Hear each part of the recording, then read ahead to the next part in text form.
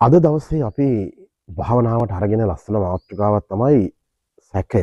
ඔබට හිතෙන්නේ නැති ඇයි මම මේ ලස්සන මාතෘකාවක් කිව්වේ කියලා. බහුතරයක්ගේ හිතේ සැකය තියෙනවා. විතක ඔබෙත් තියෙනවා මගෙත් තියෙනවා.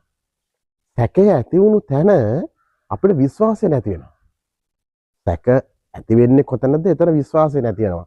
විශ්වාසය නැති වෙන තැන ආදරය නැති වෙනවා. ආදරය නැති වුනහම මතක තියාගන්න බොහෝ දේවල් දෙකඩ වෙනවා. අලුදු වෙනවා. කඩා බිඳ දා ගන්නවා.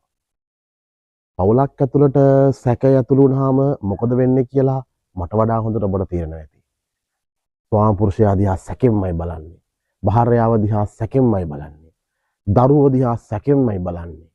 මේ සැකයත් එක්ක අපිට ඊළඟ පියවරක් කරා යන්න හරි අමාරුයිනේ. ප්‍රගතියක් කරා යන්න අමාරුයි. ඇයි? සැකයට හේතු හොයනවා. සැකයට භාජනය වෙච්ච පුද්ගලයෝ හොයනවා. ඒ පුද්ගලයන්ට තරවට්ටු කරනවා, දඬුවම් කරන්න යනවා, රිද්දන්න යනවා. මගේ චරිතය ආරක්ෂා කරගන්න, මේක තහවුරු කරගන්න මට අවශ්‍ය වටපිටාව හදා ගන්නවා. අවසානයේ සිදු වෙන්නේ gedara සාමය නැතිවීම, gedara සාමය paludu වීම. දැන් හිතන්නකො මේ සැකය යම් පුද්ගලයෙක් එක්ක ආවා. රටක වෙන්න පුළුවන්, මීසමක වෙන්න පුළුවන්. මෙහෙම කෙනෙක් එක්ක මේ සැකය ඇතුළාම අපිට අපගේ දායකත්වය සම්පූර්ණයෙන්ම දෙන්න බැරි වෙනවා. සම්පූර්ණයෙන්ම දෙන්න බැරි වුණාම අපි පොඩ්ඩයි දෙන්නේ. අපි චුට්ටයි දෙන්නේ.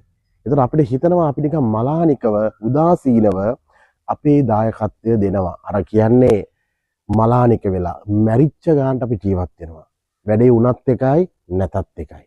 ඉතින් ඔබ ඔබෙන් අහලා බලන්න ඔබත් සැක සහිතව ජීවත් වෙන කෙනෙක්ද? එහෙම නැත්නම් ඔබ සැකය ලිහා ගන්නට විමර්ශන කරන කෙනෙක්ද? එහෙමත් නැත්නම් ඔබ සැක නැතිව සත්‍යවාදී කෙනෙක්ද කියලා. අපිට දෙස පිටයි.